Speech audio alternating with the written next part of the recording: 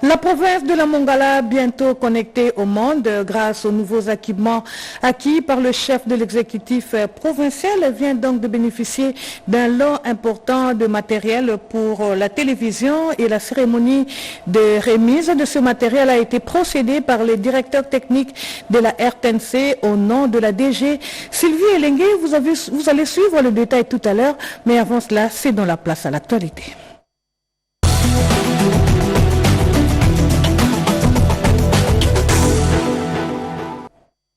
Encore une fois, mesdames et messieurs, bonjour et bienvenue à ce journal magazine sur la télévision nationale. La route Kananga-Kalamba-Mbouji est à ce jour ouverte jusqu'à la frontière avec l'Angola, et ce grâce à des travaux réalisés en urgence qui sont peu à peu complétés par des travaux de révèlement de l'ensemble par une couche de bitume. Les DGA, allais-je dire, de la CGT, Jean-Claude Mido, revient de ces chantiers avec le conseil spécial du chef de l'État en charge des infrastructures, suivant cet élément de reportage.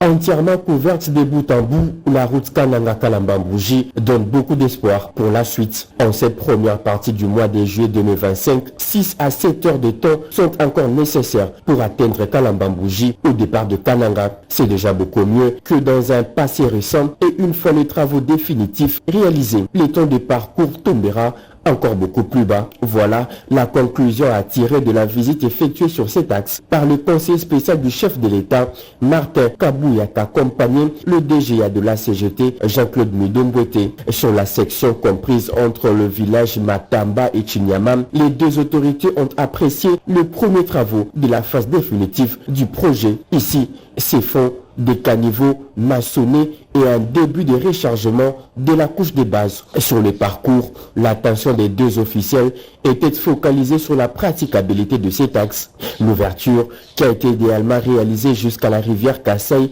devrait être conservée, notamment par des travaux d'entretien.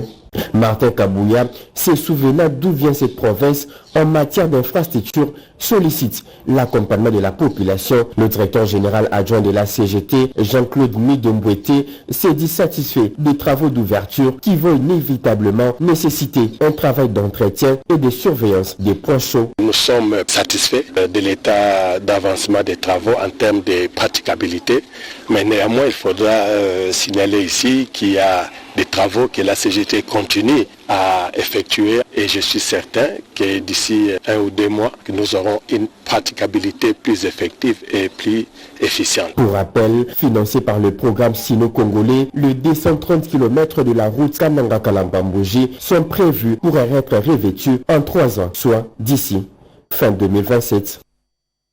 Vous avez là reconnu le timbre vocal de notre confrère Eric Kabamba.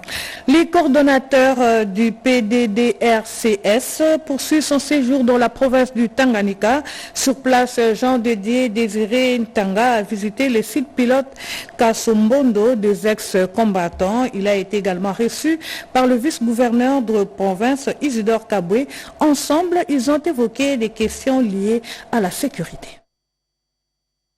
Ils étaient les hôtes du vice-gouverneur de la province de Tanganyika, Isidore Kabwe-Mweu, pour échanger sur les résultats de la récente mission de suivi des activités menées dans les territoires des Nyunzu dans le cadre de projets financés par le Fonds des Nations Unies pour la consolidation de la paix au PBF pour la promotion des gouvernances sécuritaires inclusives et l'accès équitable aux ressources naturelles entre les communautés Twa et Bantou.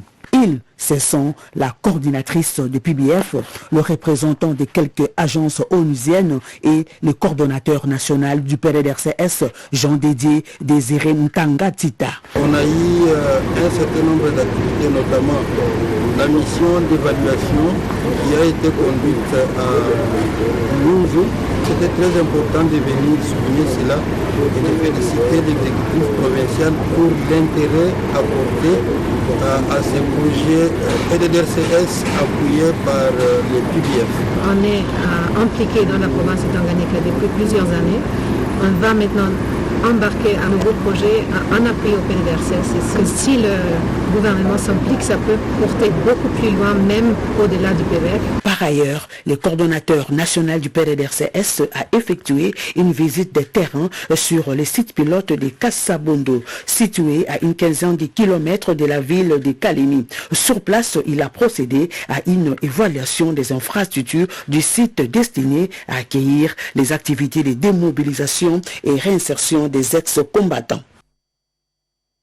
2037 agents et cadres recrutés au sein de la nouvelle administration de personnes vivant avec handicap et autres vulnérables. La ministre des Personnes vivant avec handicap, Irène Esambo, en a expliqué la motivation au micro de notre confrère Oscar Mbala. Les personnes vivant avec handicap ont désormais droit au chapitre. À l'issue du recrutement, 2037 agents, dont 60% des personnes avec handicap et 40% des personnes valides, sont engagés au secrétariat général au PVH et APV. Motif de satisfaction pour la ministre des Personnes vivant avec handicap et autres vulnérables, Irène Esambo. C'est une grande réforme que nous avons engagée en mettant en place une administration des services et des métiers au service de ces personnes avec handicap. C'est une administration à travers le secrétariat général au PVH et APV qui va maintenant prendre en compte tous les besoins des personnes avec handicap au niveau de la base. Parce que comme vous le comprenez, le secrétariat que nous mettons en place doit répondre au principe de proximité, au principe d'inclusion.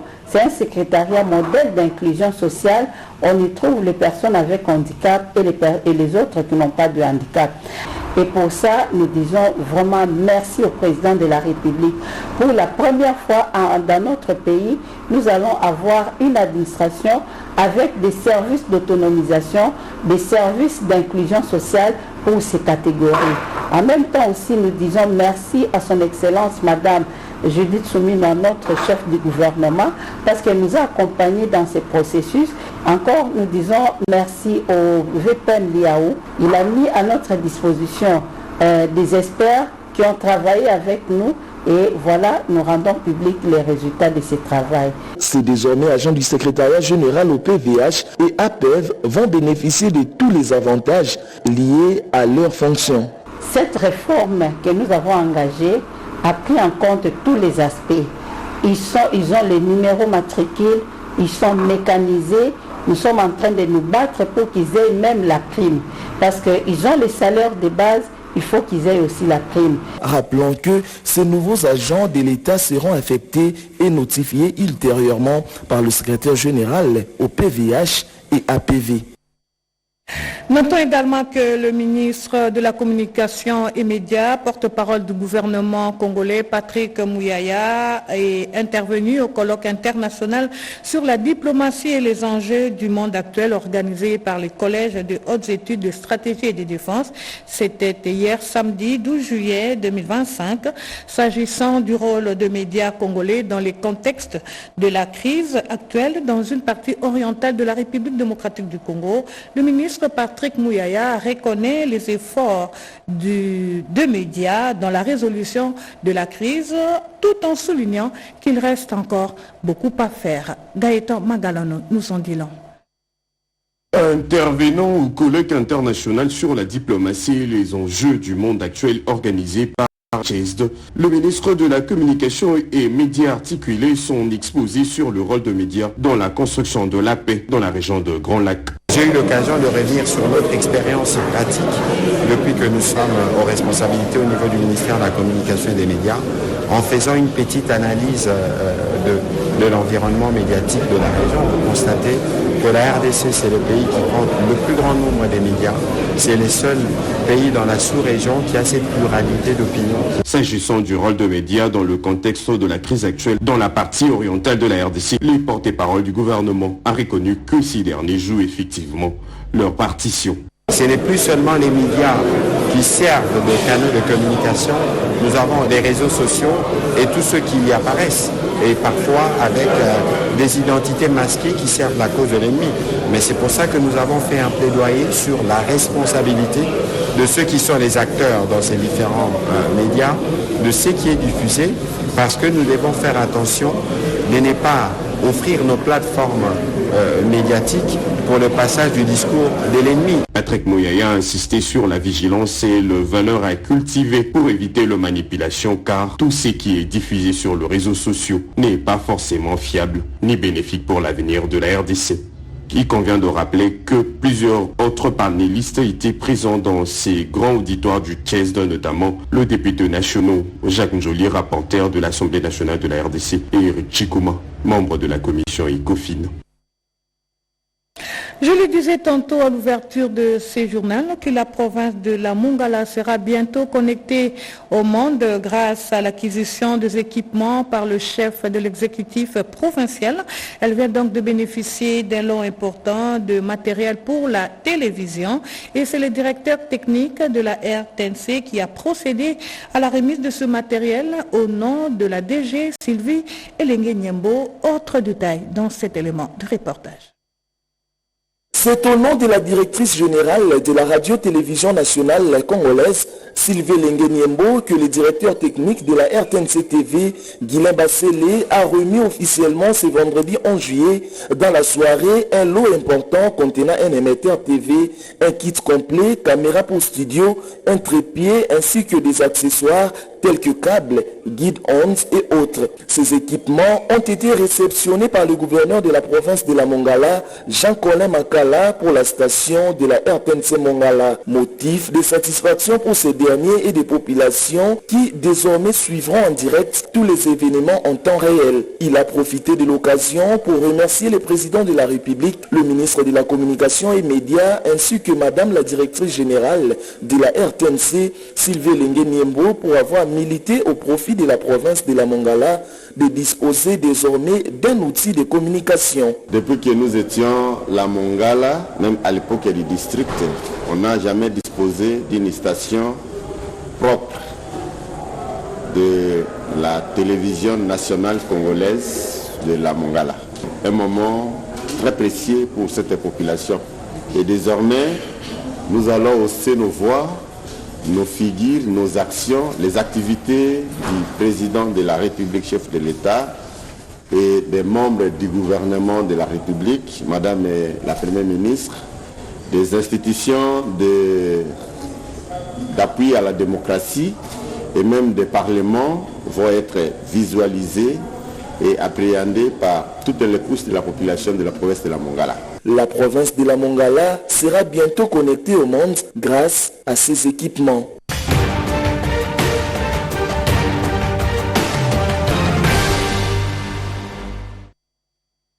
L'Université pédagogique nationale était à l'honneur au cours de la semaine qui s'achève. Le président de la République avait procédé à la remise d'un 3e lot des ouvrages construits et rénovés dans cet établissement académique et ce dans le cadre de son programme de modernisation des infrastructures universitaires du pays. Entre autres, le chef de l'État, Félix-Antoine Tshisekedi, avait par ailleurs ouvert la table ronde sur le crédit Bonobo. Ceci constitue la semaine du président que nous allons suivre tout à l'heure. Innover le financement destiné à soutenir la conservation de la biodiversité et améliorer les conditions de vie des communautés locales et des peuples autochtones, c'est l'un des objectifs de la table ronde sur le crédit Bonobo, dont la cérémonie d'ouverture officielle a été présidée le 5 juillet 2025 par le chef de l'État Félix-Antoine Tshisekedi Tshilombo, organisée en partenariat entre le ministère de l'Environnement et Développement durable, l'Institut congolais pour la conservation de la nature et la Fondation d'ISO d'Anvers. Ce forum de haut niveau débuté à Kinshasa devait se poursuivre à Anvers en Belgique pour sa clôture. Dans son allocution, le président de la République a salué une initiative visionnaire et inédite. Le crédit Bonobo consacre la création de la plus vaste réserve terrestre protégée de la planète, a indiqué le chef de l'État qui a mis en exergue la double ambition du projet, préserver durablement notre patrimoine naturel tout en améliorant les conditions de vie des millions de nos concitoyens engagés dans la conservation de la biodiversité. Fin de citation.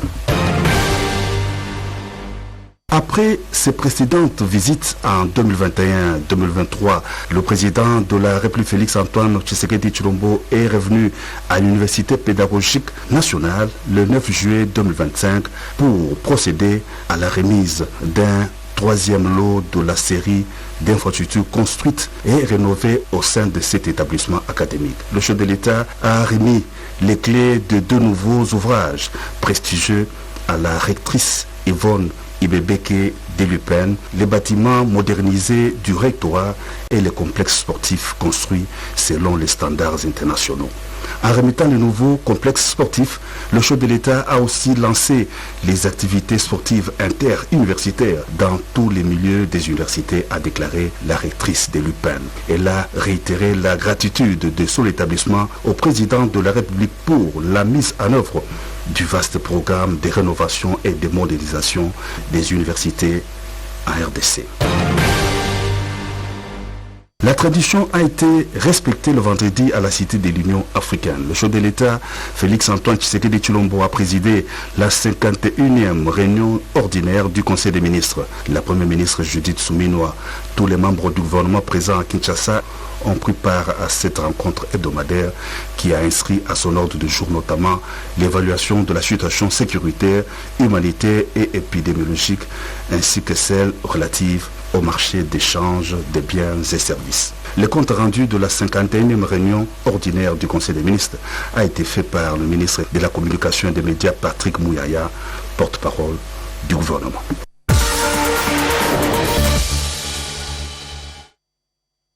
Plusieurs faits marquants au courant de la semaine qui s'achève et notre consoeur Joséphine Liondo revient sur les grandes lunes de l'actualité qui s'ouvrent avec la résurgence de l'épidémie de choléra dans quelques provinces de la République démocratique du Congo.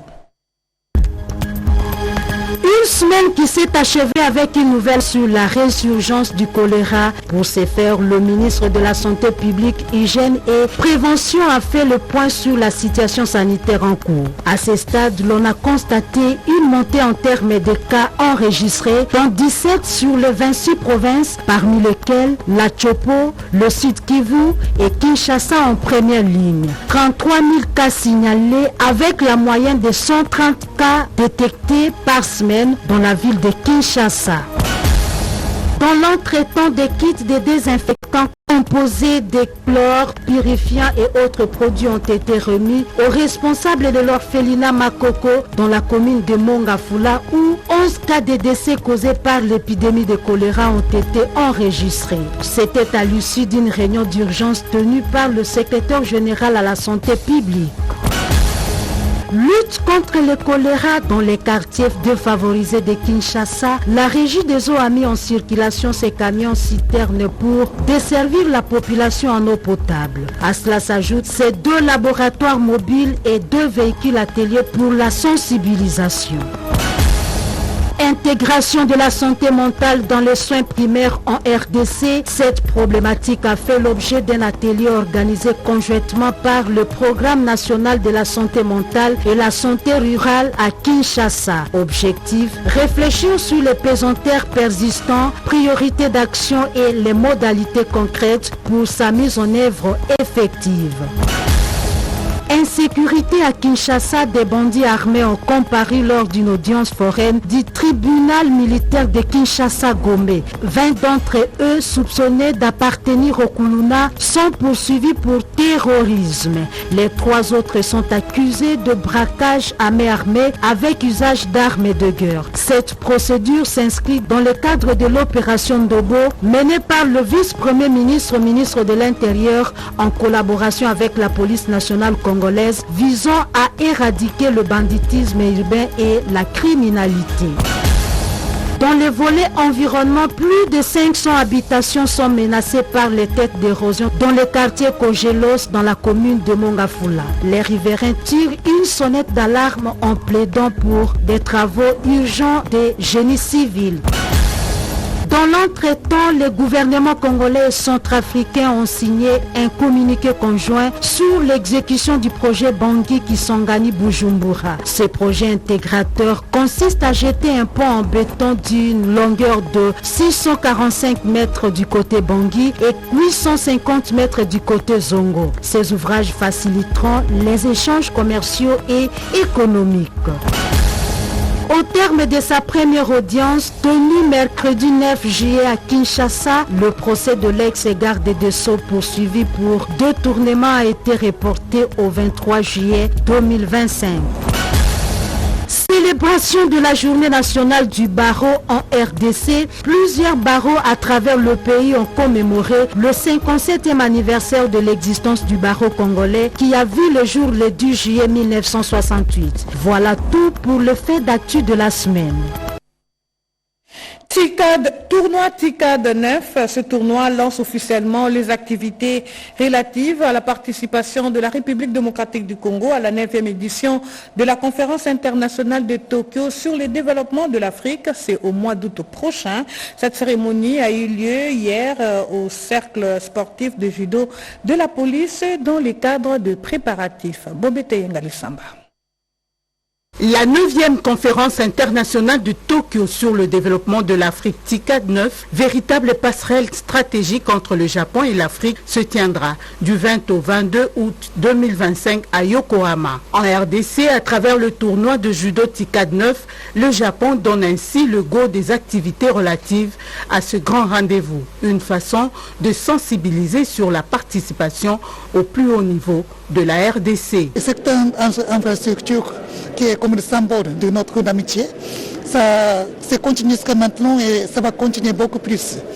Mais c'est pour cela que nous souhaitons inviter très haut niveau de votre pays pour le TICAD 9 qui aura lieu du mois d'août.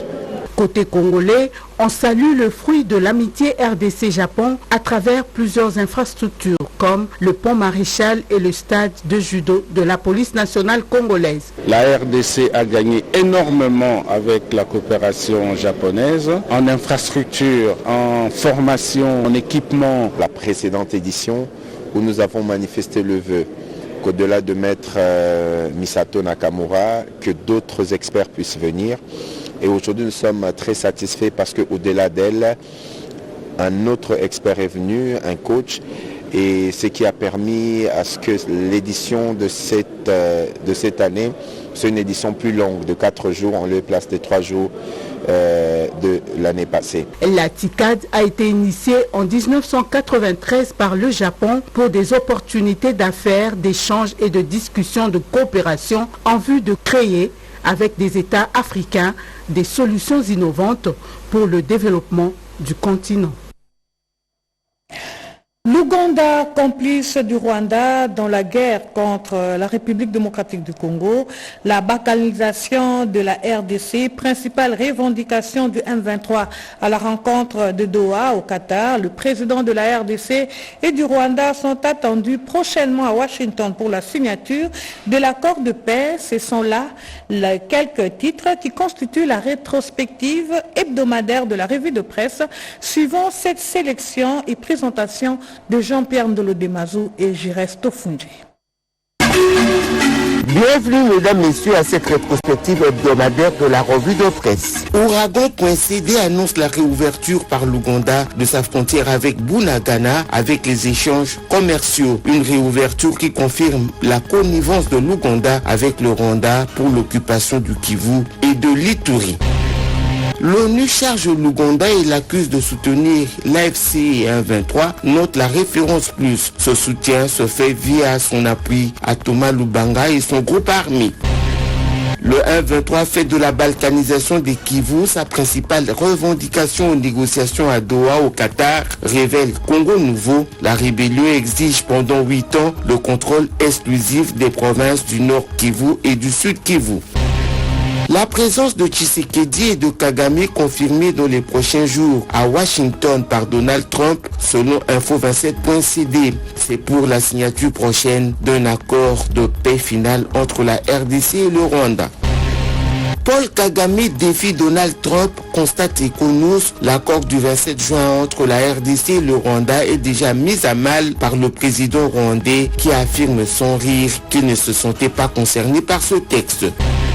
Ce qui fait dire au journal Le Phare que l'accord de paix coince l'homme fort du Rwanda. Au lieu de se concentrer sur l'application des engagements pris, Paul Kagame s'acharne plutôt sur le président Félix Tshisekedi. La fin de Paul Kagame, c'est pour bientôt, propos du sénateur démocrate américain Cory Booker, proche de Joe Biden, relayé par le phare. Allons croire, l'accord de Washington marque le début de la fin du président rwandais. Un nouveau round décisif des négociations entre la RDC et les rebelles du 1-23 AFC à Doha au Qatar. En croire la référence plus, les délégations du gouvernement congolais et celles de l'AFC 1-23 sont à Doha pour ce faire. Le choléra sévit à Kinshasa. Actualité.cd fait état de 830 cas et 78 morts enregistrés. Toutes les zones de santé, 23 au total, sont touchées selon le ministre provincial de la Santé. Des morts à la prison centrale de Kassapa à Lubumbashi, titre 7sur7.cd. À la base, une coupure d'eau qui a contraint les détenus à recourir à l'eau stagnante des tranchées, ce qui a provoqué une épidémie meurtrière. Mesdames et messieurs, merci de nous avoir suivis. Nous disons également merci à toute l'équipe technique qui nous a accompagnés. L'actualité continue sur la nationale à 13h30. Je serai relayée sur ce plateau par notre consoeur Sylvie Moembo. D'ici là, portez-vous bien et restez toujours branchés sur la nationale. Au revoir.